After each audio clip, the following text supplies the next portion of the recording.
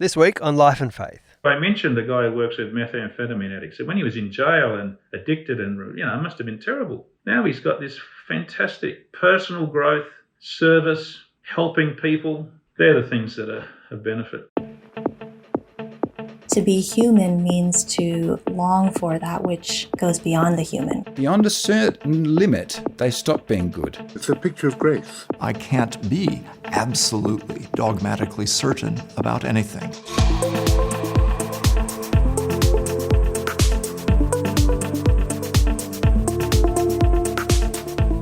Welcome to Life and Faith from CPX. I'm Simon Smart. Bruce Robinson has had a front row seat to human suffering for most of his adult life. A professor of medicine and an expert in asbestos-induced cancer, mesothelioma, he has had to break terrible news to people hundreds of times. As a doctor, he has assisted people in cyclone-ruined cities, tsunami-ravaged countries, particularly the Boxing Day tsunami, or earthquake-devastated poor regions of Indonesia. Other things to know about Bruce: he founded the Fathering Project and has written best-selling books on fatherhood and has won a bunch of awards, including Western Australian of the Year in 2013. Bruce is a former, very successful Australian rules football coach in the Western Australian Football League. Anyway, I could go on. He's an amazing character and a good friend of ours at CPX, and he's just put out a book on suffering called Behind the Tears: Understanding, Surviving and Growing from Suffering. So we thought we'd better talk to him about that. I spoke with him from his office in Perth in Western Australia. Bruce Robinson, it's great to see you there. Thanks for being with us. Thanks, Simon. Nice to see you. Congratulations on the book. Now, this is an unusually practical guide to people who are either experiencing suffering themselves or who are caring for someone who's suffering. And also, in many ways, it sort of prepares us all for the inevitability of suffering. You really wanted this to be useful to as many people as possible, right?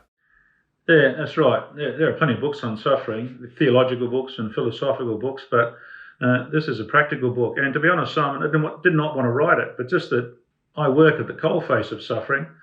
And so I've been asked to talk about it quite a number of times, and I've been sort of forced by other people to write this book. But I'm really, really delighted with it because it is very practical and very, I think, useful for people who are in the midst of suffering or who are caring for people who suffer, or, communities of people who have someone who suffers and they don't know what to say. It might be a church or a workplace or a school parent group or whatever.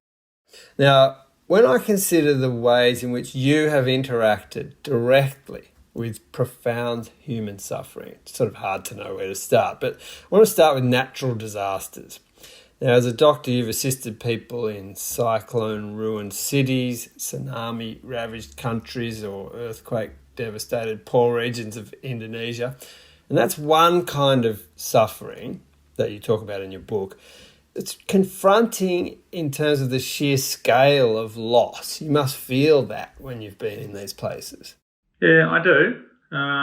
It's hard to describe what it's like to go to, for example, Aceh, where I went 5 times after the Boxing Day tsunami.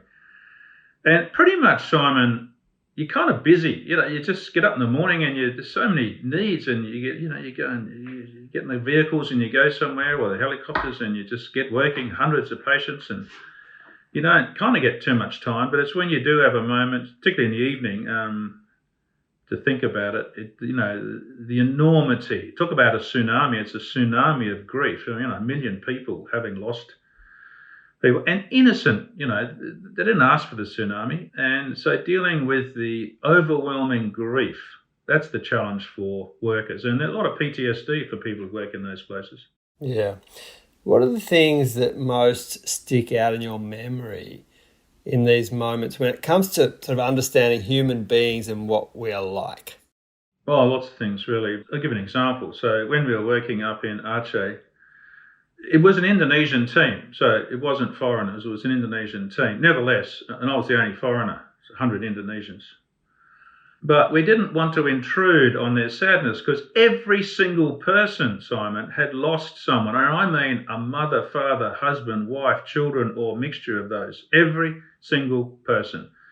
So, it was kind of hard. You just knew that everyone was grieving and they did not talk to each other. Anyway, so we had a little discussion and decided that when grief is so widespread, there's even less chance they're going to share. I mean, if someone in the street loses a child, a car accident, then other neighbours can gather round. So the failure of people to be able to talk about their problems was really disabling. And so that's when we decided that we needed to be the outsider who was entering into their sadness and talking to them. And it really worked well. I mean, they just found someone who they could talk to, although it paid out on us. And I think that's an example. If people just can't talk, they need someone from the outside to talk to, because it's kind of hard to talk to other people. This is like that story, Simon, where people are more likely to say to somebody next to them on the bus that they've never met some deep problem than they are to say to people they work with or family members.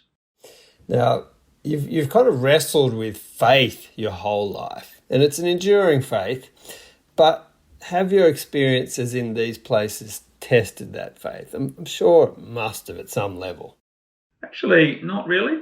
I think I dealt with the issues of faith and science and suffering a while ago. So I don't actually say, why does God allow this? And I've seen, certainly in my work as a doctor, the most awful.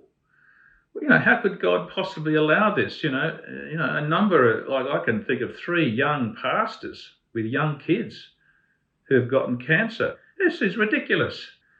Young kids, this is just appalling. Like, God not only has no sense of humour, but a maliciousness. That doesn't rattle my faith. I think issues like that, other people have their faith rattled by suffering. But Simon, that's not usually an intellectual thing. That's an emotional thing. Yeah. But no, it doesn't rattle my faith. And I know that the fact that I am a strong Christian, but that I see probably more suffering than 99.9% of the population at the coalface, and that I'm still a Christian, is encouraging to people. Yes, well, definitely makes them ask the question. We might ask a few of them today, but you are a physician, you're a specialist in lungs and cancer, and you've had more than your share of exposure to very sad stories. It's kind of thrust you into this sort of front row of seeing how people confront their mortality. What are people like in that situation? It, Simon, varies quite a bit. So I guess the most poignant thing that I do is to tell someone they're going to die. So typically someone will come to see me, they've got a shadow on their lung, X-ray, whatever. And I have to, do all the tests and biopsies and find, scans and what have you. And then they come to see me. I always get them to come to see me at a designated time with their partner or somebody else close. Yeah. It's a terrible thing to get the news by yourself. And I can feel the anxiety and tension. They sit there and I'm looking at the scans and I'm reviewing everything and making sure I've got it clear in my head. And, the anxiety they feel is enormous. And I turn to them and I have to tell them that I'm sorry, but the result isn't very good, that it's cancer. And then, there's a bit of information about the fact that it's spread to their liver and their bones or what have you. How do they react? Yeah, squeeze each other's hand. They usually cry, not always. Sometimes I cry, especially if they're young, but, I cry too sometimes, I don't mind. Weep with those who weep. And then there's a variety of ways that they respond. Some people go immediately into denial and don't want to know anything, denial and avoidance, and don't want to know anything more. Other people would like to know everything, including how long they've got to live, and everything in between. I would have done that hundreds of times, Simon, that particular job. Hundreds of times, telling someone they're going to die. The most poignant thing and intimate thing a doctor can do with any patient. It must be an art to doing that well too. Oh, there is a best practice. In fact, for 25 years, I was in charge of the course in the medical school, teaching students how to break bad news and, the front end, if you like, of cancer, rather than the palliative care back end of cancer, if you like. No, there is a best practice. And to be honest, I didn't do a great job of it early on when I was a young consultant, but I learnt best practice, and I actually consider it a privilege now, Simon, to do that, because I know it can be done really badly. And it was done really badly to a friend of mine recently, really, really badly. Worst example. And sometimes, Simon, patients say to me, not very often, they say, well, this must be hard for you, like this is terrible for us, but you must do this all the time, so this must be hard for you. Very empathic for them to say that. And I say, yes, it is, but I consider it a privilege. Now, we've mentioned before, your book's very practical. You've written it in some large degree for people of faith, but it's certainly applicable to anyone. Let's talk about some of these practical parts. What are things that don't help? I mean, there's lots of these, but what are some things that don't help when you know that someone is suffering? Yeah, you're right. Most of it's generic. I mean, anyone could pick this book up and read it. The faith thing is just because people of faith say, how could God let this happen to me? Yeah. That's the sort of extra level, I guess. Oh, well, I think, if you can imagine a workplace and someone's child has died, or maybe they've got a diagnosis of terminal cancer, a workplace or a church community, there's the book has lots of things that people say that are unhelpful. And maybe I'll just pick one category, which is anything that's about you. I feel devastated. I feel this. I am so shocked. Yeah. I don't know how I could, anything that's about you is utterly, in the end, selfish. And even sometimes, to be honest, with the best of intentions, people try to ease the pain. They say, I'm sure it can't be as bad as that, or I'm sure you'll be healed, or I'm sure this. Yeah. Everything's about them. And most of those phrases are, at a minimum, Simon, unhelpful, and even often hurtful. Yeah. And learning the things that are helpful versus hurtful is really important. Another common phrase is, if there's anything I can do, let me know. Well, people who have got a diagnosis of cancer haven't got the energy to go and ask people to do stuff. So one of the tips there is you basically appoint a quarterback. It might be, the partner or a good friend or somebody. And that quarterback then handles all questions. So when someone says, anything I can do, the quarterback then runs a program. You can do the shopping, you can take the kids to gymnasium, you can take the kids to school, you can pick the kids up from school, right? You have a roster. You can take me to the clinic appointment or whatever, all sorts of things. It's very common, anything I can do. Actually do something. Yeah. Make sure there's a quarterback who can sign you up to do something. One of the things one of the common reactions, and you do mention this in the book, and I've seen it myself, is that when someone's suffering, people avoid them because they don't know what to say. They feel like they'll say the wrong thing. You've suggested this isn't the most helpful way to go.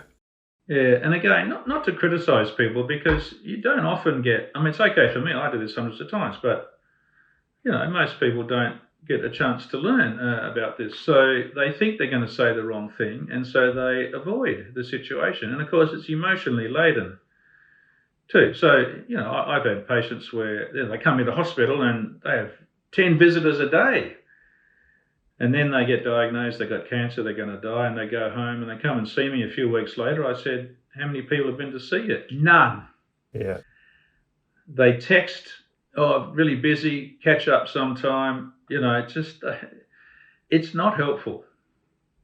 And what's helpful is, if they don't know what to say, is to go and say nothing.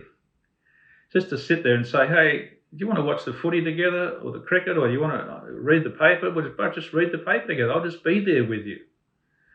You don't have to say anything. In fact, better not to say anything if you feel the urge to say something inappropriate, with the best of intentions. Yes, and I loved how you really tease this out in the book and try to give people sort of practical help. It's true that different people will respond very differently to suffering too, won't they? So some will want more people around, some will need less of that. Well, some will need less, some will want less, even though they need more. Men in particular are disabled by having a Y chromosome, and consequently they're not really good at sharing their feelings. I think this is a kind of a biological survival thing, You propagate your genes by winning wars, and winning wars, you have to sort of suppress your feelings. But there comes a time when you do have to share them, and men have to learn how to do that, especially with each other.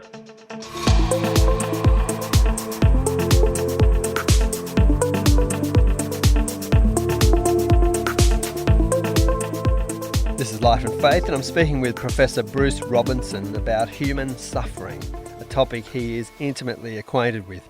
His latest book is on this topic. It's called Behind the Tears: Understanding, Surviving and Growing from Suffering. He makes the point about the inevitability of suffering for all people, which doesn't sound too promising, but I did want to know if there are good ways that we can prepare ourselves for that reality. This is what he had to say. Well, you don't sort of really want to dwell on it too much. One of the things about Christian life is that you are promised that you are going to suffer. It's really annoying. The two things are annoying. One is the inevitability of it. Christianity differs from other religions in that regard because Christianity says this is actually part of the journey. You will suffer, but you will grow from suffering. Well, first of all, you will survive. As hard as it seems, you will survive and grow and be a better person. And there's a phrase that I use in my book, which I use a lot. Grief handled badly makes people bitter. Grief handled well makes people better. I have seen this so often. And in terms of your question, how can you be ready for it? If you know it's inevitable, then you know that when it happens, there is a right way to handle grief and suffering, and there is a wrong way. And if you handle it the right way, then it makes people better. Actually, Simon, I had a flashback yesterday. A guy in his 50s, a neighbour, a friend of mine, came around. He was dying, a week or so to live, came and sat at the table outside our house. And he said, well, like everybody, he was afraid of dying in pain or breathlessness. So I was able to reassure him there. But he was afraid that his kids would be forever scarred by him dying while they were still young. And I said, there will always be a hole in their heart, something missing, because they lost their dad early. But the way you've handled your death, you have talked to those kids and spent time with them. You haven't pretended you're not dying. You've talked to them and got them ready for it.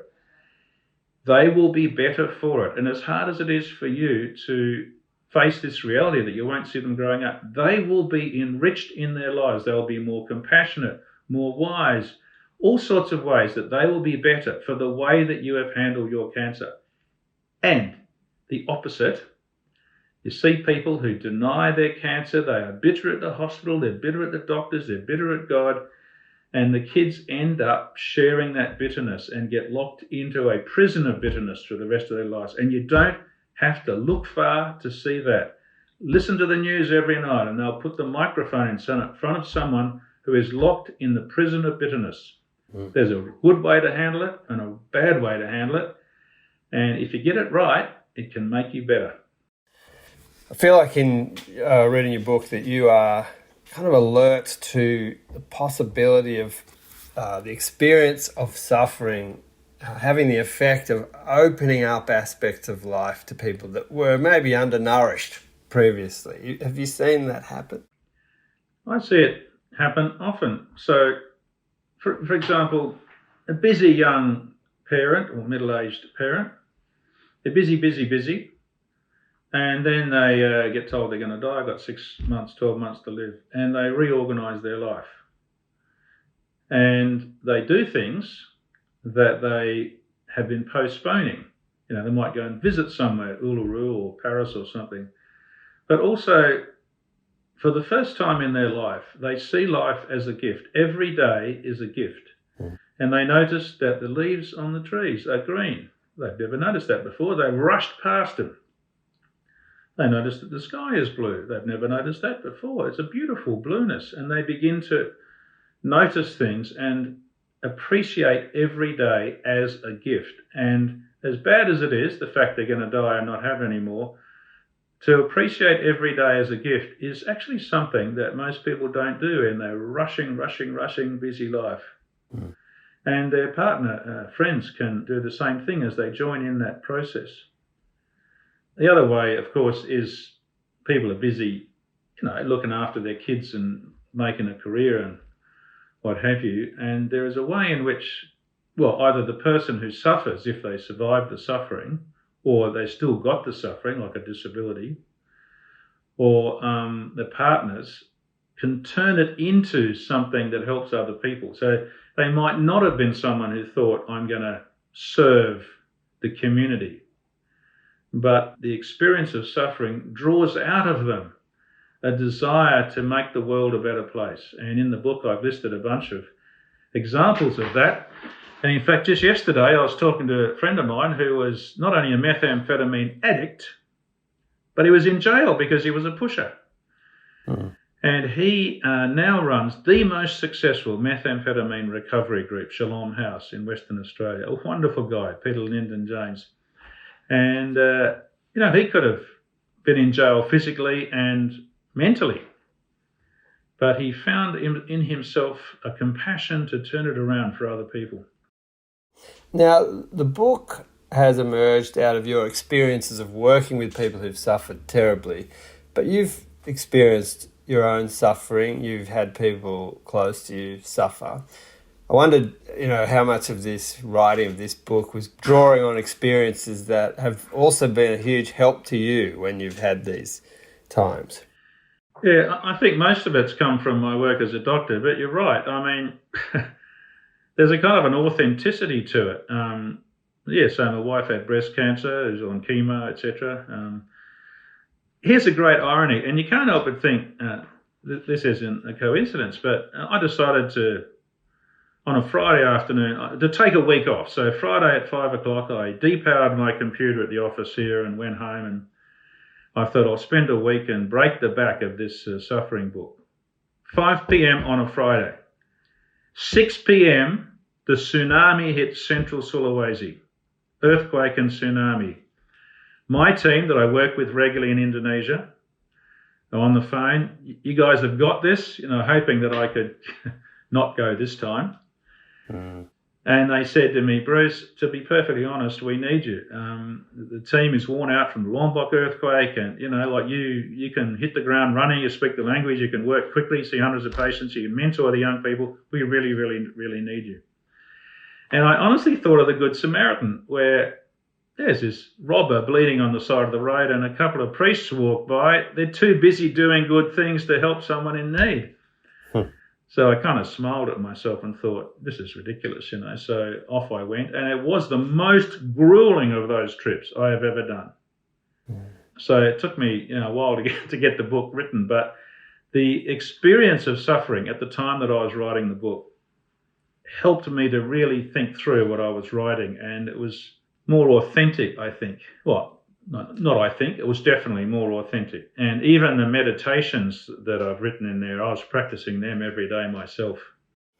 We've talked about this topic before, Bruce, but it's certainly not the whole of your life. Like you've had there's a lot of joyful things in your life too, but I'm wondering what the way in which sort of suffering sits alongside, as it so often does. So it just sits on a lot of like parallel tracks alongside really joyful, wonderful things. That's an interesting part of human experience. Yeah, it's an interesting comment. Yeah, no, my life is full of joy. I mean, I'm fortunate I've got a wonderful job, a wonderful wife, kids, grandkids, really close friends, and massive involvement in sport and other things. And the Fathering Project, of course, which we've discussed before, brings me massive joy. In fact, the capacity of the Fathering Project to transform the lives of dads, which has happened, all over the country now, it warms my heart and gives me huge joy.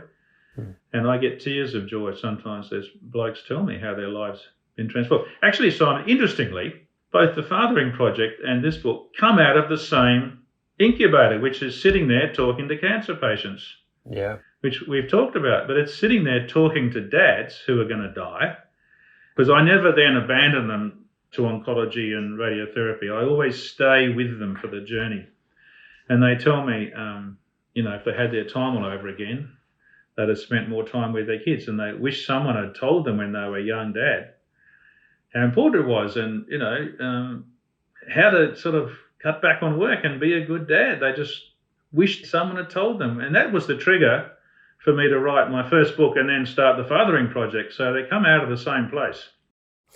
Now, Bruce, what is the most powerful thing your Christian faith offers you in the face of these great struggles and heartbreaks that you're so often exposed to? I think it gives me a way to, on the one hand, explain the why to people. I mean, one of what I call the three ins. People assume they've done something wrong. It's a natural human tendency, though, upset the gods. It's a primitive way of thinking. So they think they've done something they've done wrong. Of course they've done something wrong, had an affair with their secretary or something 20 years ago, and their kid is disabled because of that. It is not true. So understanding that innocence, you can be innocent. Doesn't have to be a reason. It's very important in the Christian faith. The fact that you're never going to totally understand it is very clear in the Christian faith. And people really get upset if they don't understand why. But in Christianity, you can actually, it's not incomprehensible, but it's incompletely comprehensible. And the inevitability of it, I think. I mean, in Christianity, Jesus was in the garden, they captured him, they really belted him around and put nails, killed him on a cross. You think, well, why didn't he just he had to die, so why did he just get stabbed in the garden and die on the spot, bleed to death? Why did he have to suffer? Suffering is part of Christianity, so it does help in terms of understanding it. But in terms of coping with it, Christianity has huge things. The notion that you cannot be destroyed, the essential you cannot be destroyed in this life or the next. The fact that Jesus understands suffering, and that's one of the things about why he had to suffer. Simon, most people who suffer don't have anyone who really understands them. I mean, you think about a soldier with PTSD, they don't want to talk to anyone. Or a policeman who's come across a school bus crash with 10 bodies there. People don't understand unless they've also, another policeman has done that or another soldier. So people can really only relax and talk to someone who understands. Well, Jesus understands. He's been there. The fact that you're loved, a lot of people don't feel any love, not real compassion. And the fact that you're going to grow. I mean, honestly, people think this is just the worst thing in the world, whereas in Christianity, you know that you will grow from it. You know that you will not only grow, but that you will help other people by your suffering. And it is annoying and it is hard to deal with, and it's at the time shocking, but it is another advantage of Christianity, that you are promised that you will personally grow from it and you will help other people. Like Peter, I mentioned the guy who works with methamphetamine addicts. When he was in jail and addicted and, it must have been terrible.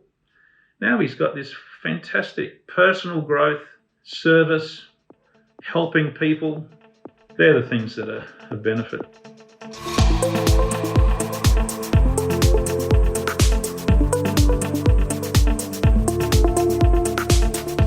This has been Life and Faith with me, Simon Smart. Bruce Robinson's book on this topic is Behind the Tears, Understanding, Surviving and Growing from Suffering. And the best place to get that is at his website, brucerobinson.com.au. We recommend it, especially, but not only, for people who are suffering right now or caring for someone who is suffering. As always, thanks today to our producer, the irrepressible Alan Douthwaite. Next week. I feel like the way that Tolkien approaches his writing is something that makes him so universally loved, because he isn't trying to push anything on you. It's just a really, really good story. And the messages of hope, courage, and fate, they're kind of universal.